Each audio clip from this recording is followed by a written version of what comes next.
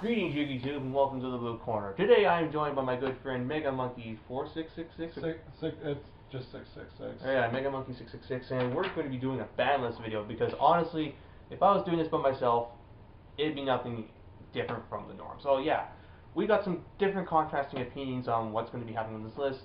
His is more realistic, mine is ideal, so I think it'll be very entertaining. And we are going to start with Forbidden. What do you got? If you look at any ban list that's ever been produced by Konami or Upper Deck from the history of the game, they don't do one of those massive nuke lists where they just ban 10, 12, 13 cards. The normal number is 4. So my top 4 of the cards that should get banned are Wind Up Hunter, Future Fusion, Monster Reborn, and Pot of Avarice. Yeah, I pretty much agree on all of those. They can go, they don't need to be in this game. The only thing that I can have against that is Reborn is getting printed as a secret in Legendary Collection 3, so it may not go. I see the logic behind that, but they're just mass reprinting everything from the original series, and the OCG isn't getting it as another reprint. True.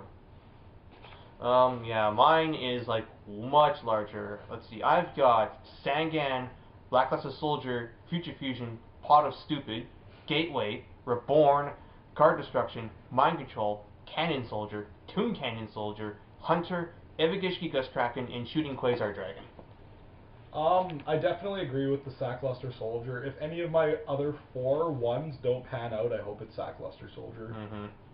And some of them are, well, Hunter, it needs to go because cards that attack the hand should not be around at 3. And that's why I've got Evagishki Gust Kraken. It could go to 1, but I think it should just be taken out completely. Just stop hand looping. Make this list about cards that attack the hand completely neutered. That way we don't have stuff like Wind Up looping, Gishki looping, or even Dark World hand destruction kind of stuff. Yeah, you've never played Wind-Ups, right? I've never played them, but I've been hit by that loop more times than I can. As somebody who's played Wind-Ups for the entire format almost, you know what happens when you don't draw Hunter, or get Hunter, or interact with Hunter in any way, shape, or form? You make a whole bunch of... You have a legitimately fun game. I think I would rather play against Wind-Ups to do that. Just drop a whole bunch of monsters, and then I play Cyber Dragon. I'm like, okay, that's good. Yeah, it's like the time I was dueling Seth at Reader, right? He hand loops me. What's the 1 card left in my hand? Cyber Dragon. What do I draw for turn? Mystic Piper. Oh, beautiful. Yeah. And then some other choices on here. I'm sure people are wondering why I've got Cannon Soldier and Toon Cannon Soldier on here. Remember when Light Pulsar Dragon was first introduced and we thought he never missed timing? What do we all do? Toon Cannon Soldier, Light Pulsar Dragon, OTKs. Yeah. As long as cards like Cannon Soldier and Toon Cannon Soldier remain in this game, they're going to get used for some kind of FTK, OTK, and I say just get them out of the window right now before they become a problem, especially Toon Cannon Soldier, because you can search that with a spell card. And it'd be funny to see a Toon card get banned. That would. Pegasus would be mad. Any other remarks on, say, Gateway or Card Destruction? I think they're just simply automatic win buttons. I realize that they're literally the easy button of the whole deck, but I also think that the relevance of those cards and the relevance of the decks that play those cards aren't really at a forefront right now. It's been a while since Samurais have done anything, even with the additional boost from the structure deck. Like, yeah, more people started playing them, but not really at a competitive level. The only thing I've seen happen at all is Samurais winning the Mexican Nationals. So there's 2 things I've learned about Mexicans: that they love tacos and they have a boner for 6 samurais. I don't know very much about Mexico, so I'm not going to dispute that. If you guys are from Mexico, please tell us if he's right or wrong. And then the last one is because I'm a little buttered over it, and that's Shooting Quasar Dragon. I just hate sitting there while my opponent makes a 4,000 double attacker that can negate everything, and happens to be a floater for a 3,300 attack negator that can also attack multiple times. Like, I'm sick of those type of decks on As a Synchron player, I have to say it, and I don't care how rude it sounds. Screw you. Yeah, you want Future Fusion Band. Oh, yeah, and Sangan because he searches out 90% of all the good cards in the game now. Okay, and that's it for limited. So I'll go with mine because I know yours will be different.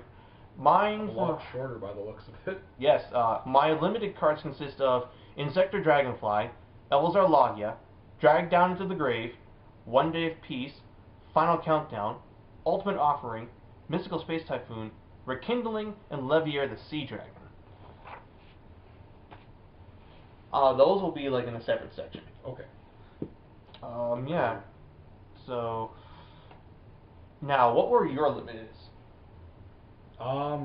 Again, it's much less, because, like I said, I don't do atomic nuke lists, just a life hammering. Mine is just Insector Centipede, Red Eyes Darkness Metal Dragon, Rescue Rabbit, a couple ban cards, but that'll be later. Yeah, Drag Down. I agree. I didn't actually have it on my own, but I definitely agree with One Day. One Day is just a retarded card. It really is. Kevin Tewart himself said that he doesn't want people playing solitaire decks, and that's the only thing that runs One Day. Unless you're just a bad. If you're playing One Day in a random deck, you're a bad. Okay, so you have Centipede at 1, and I've got Dragonfly. Why Centipede? Well, Centipede is the real card for consistency. If you're playing a deck if you're playing Inzectors, the fact that it's not even an Inzector monster, it's an Inzector card, makes 3/4 of your deck searchable via one card. And if you think about it, if you've got a Dragonfly out, what are you bringing out with that Dragonfly? Centipede. Centipede. And what are you going to bring out with only one Centipede? You're going to have to think first and foremostly, do I bring this out now or do I wait? And if you don't bring it out now or use it up, you can't plus off of it. You can get one random pop, but don't get more pluses. But what about that OTK though? You got Dragonfly, Hornet, and what is it, Caliber or Gigamantis, and that's it? That OTK number 1 only needs one Dragonfly. That's my biggest reasoning. And the Caliber and the Gigamantis, how are those probably coming to your hand? Fair enough. I think either one getting hit would be good. If none of them get hit though, then we got a problem. So I'll accept either one being limited. Centipede would be the better hit. So I'll agree with you on that one. You know how Konami is. If it's bad in the OCG, it's dead. And what's tier 0 in the OCG? Inzectors. Exactly. Yeah. Mentioned before, I've got Drag Down limited because cards that attack the hand should not be at 3. Mind Crush is at 2 because it's a slower card than Drag Down. Drag Down can be played right away. Dark Rolls can just set everything they don't want gone, and then they can just make advantage off of it. That's exactly the point that I posted when I did my list on Facebook. Was some people argue that Drag Down is equal advantage, but it really isn't. Your opponent's getting intel in your hand. They're getting to pick apart your hand, and they're only giving you their options for Dark Worlds because they're not going to leave their Monster Reborns in their hand. They're not going to leave their other Drag Downs. They're Dark World dealing. No, they're going to set those first and leave you with only monsters. And the only negative to Drag Down is if your opponent has a Heavy Storm after the draw, and even then, what are the chances? I've got Final Countdown on here because Chain Strike is at 2 and Exodia is at 1. Alternate condition decks should be hitting that manner. Plus, Final Countdown in itself is just an absolute pain in the ass to play against because you're not even playing Yu-Gi-Oh! You're just playing, do I get to do anything this turn? No? Okay. Do I get to do anything this turn? No? Okay. I will actually be posting a video on my opinions on decks like that in the near future as soon as I can get a camera or borrow someone else's, because I have a lot of things to say about those kind of decks. And if anybody knows me, they know it's all negative. I've heard that. I've got Ultimate Offering on here because it's just like Future Fusion and Gadgets. If it goes off, you win. The only reason why I don't have it banned is because, again, it's a trap card, so they have to set it, and if you know Gadgets are setting a card and not making anything big as far as pushes go, they're probably waiting for an Ultimate Offering push, and you can just MST that shit. And the life point thing is also another one. Yeah, all I need is really 1,500 life points to, like, do any good damage. Levier... To do half decent damage, that's true, but we all know that they're going to do the whole pay 4,000 to get every gadget out of my deck thing. True. Yeah, the deck is just dumb with 2 Ultimate Offering. It can't stay at 2. Let's see. I got Levier at 1 because basically one of the major power plays of Rabbit is the fact that they can just go into Levier and get shit back. But if you manage to get that, if you stop that one Levier play, it really slows that deck down. They can't bring up their other rabbits. They have to hope to draw into another one. And honestly, having Levier around at 3 makes it so that there's really no penalty to having your stuff hit by Bottomless or Prison. Like, you can just get that shit back. Exact. What was I doing not 10 minutes ago in our duel? You were using Levier to get back the shit that you removed off of Miracle Fusion. Yep. Insane until I died. Let's see. Rekindling because it's an instant win button for Laval's. I agree but disagree. Do I agree about it being an instant win condition? Yes. Do I agree about it getting limited? Yes. Do I agree about your timing? No. I think it's going to happen next list.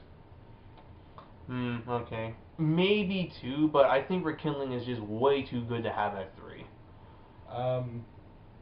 This is where the point of playing so many different decks comes into handy. As somebody who has, again, played Laval's, yeah. Of course, I've only played the Bondian so far, but you go Sweltering Transmission Field into Rekindling, it's ugly. And that's why I also want Quasar gone. Logia because, well, they're not going to hit Dolka, and I think Rabbit at 1 is just too hard. See, I think Rabbit at 1 is definitely. Look at what Rabbit does. I realize that you playing Gem Knights, that you like having Rabbit in there. I won't deny that. And I fully understand that. But at the same time, look at that Verse Rabbit deck. Look at Dino Rabbits. It's ugly. It's just horrible. And I don't see them actually hitting the Evolve archetype with a Logia Dolka limit. I really don't want them to do that because honestly, it's really stupid how another deck can make another deck's archetype boss faster than they can. It's like crazy how Dragoonity can make Scrap Dragon faster than Scraps can. But still, having a Walking Solemn Judgment at 3 is just a bit. It's kind of like the Xian treatment. You can make it, but you gotta be careful when you make it. My last hit is Mystical Space Typhoon because having 3 Heavy Storm and 1 MST is dumb. They're not going to ban Heavy Storm. You said 3 Heavy Storm. Oh, sorry. Oh god, let's not go back to that format. But yeah, 3 MST and 1 Heavy Storm is dumb. They're not going to ban Heavy because it's getting reprinted, and I think 1 Heavy and 1 MST would slow this game down enough so that decks that like back rows, such as GVs, they can be played again. Remember trap cards? No, what's that? Oh, well, you see, you said it on your... Oh, you have MST. Oh, never mind.